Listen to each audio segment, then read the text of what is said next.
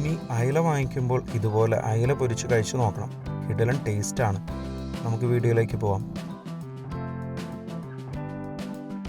ഒരു മിക്സിയുടെ ജാറിൽ 4 വെളുത്തുള്ളിയുടെ അല്ലി, 1/2 ഇഞ്ച് വലുപ്പമുള്ള ഇഞ്ചിയുടെ കഷ്ണം, 6 ചെറിയുള്ളി, 1/2 ടീസ്പൂൺ പെരിഞ്ജീരകം,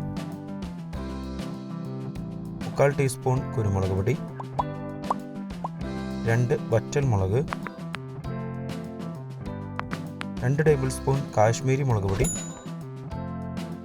1 ടേബിൾ സ്പൂൺ മല്ലിപ്പൊടി, 1/2 ടീസ്പൂൺ മഞ്ഞൾപ്പൊടി, പിന്നെ കുറച്ച് കറിവേപ്പില, 2 ടീസ്പൂൺ ചെറുനാരങ്ങ നീര്, 1/4 ടീസ്പൂൺ ഉപ്പ്, 1 ടേബിൾ സ്പൂൺ വെളിച്ചെണ്ണ എന്നിവ ചേർക്കുക. ഇനി 1 ടേബിൾ സ്പൂൺ വെള്ളം ചേർത്ത് ഇതുപോലെ നന്നായി അരച്ചെടുക്കുക. ഇനി ഒരു പ്ലേറ്റിൽ 550 ഗ്രാം അയല എടുക്കുക. നല്ല വലിയ അയല ആണെങ്കിൽ 3 എണ്ണാവുമ്പോൾ ഏകദേശം 450 ഗ്രാം ഉണ്ടാവും. കുറച്ചുകൂടി ചെറുതാണെങ്കിൽ 4 എണ്ണം എടുത്താൽ 450 ഗ്രാം ഉണ്ടാവും. നേരത്തെ അരച്ച അരപ്പ് നന്നായി പുരട്ടി പിടിപ്പിക്കുക. എല്ലാ വശവും നന്നായി കോട്ട് ചെയ്യണം. ഇതുവരെ നമ്മുടെ ചാനൽ സബ്സ്ക്രൈബ് ചെയ്തിട്ടില്ലെങ്കിൽ ഒന്ന് സബ്സ്ക്രൈബ് ചെയ്ത് സപ്പോർട്ട് ചെയ്യണം. പുതിയ വീഡിയോയുടെ നോട്ടിഫിക്കേഷൻ അപ്പോൾ തന്നെ ലഭിക്കുന്നതിന് ബെൽ ബട്ടൺ കൂടി ഇനേബിൾ ചെയ്യുന്നുള്ളൂ.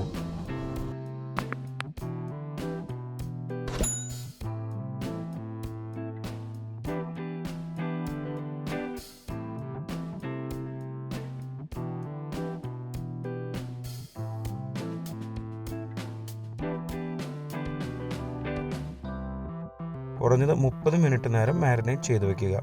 30 മിനിറ്റിൽ കൂടുതൽ വെക്കുകയാണെങ്കിൽ ഫ്രിഡ്ജിൽ വെക്കണം. 30 മിനിറ്റ് കഴിഞ്ഞ് നമുക്ക് അയലെടുത്ത് ഫ്രൈ ചെയ്യാം. അതിനായി ഒരു പാനിൽ 3 ടേബിൾ സ്പൂൺ എണ്ണ എടുത്ത് ചൂടാക്കുക. അതിൻ്റെ മീതെ അയല വെച്ച് മീഡിയം ഫ്ലെയിമിൽ ഫ്രൈ ചെയ്യണം. നല്ല ക്രിസ്പി ആവുന്ന വരെ വേണം ഫ്രൈ ചെയ്യാൻ. 2 ഭാഗവും നന്നായി ഫ്രൈ ചെയ്യുക.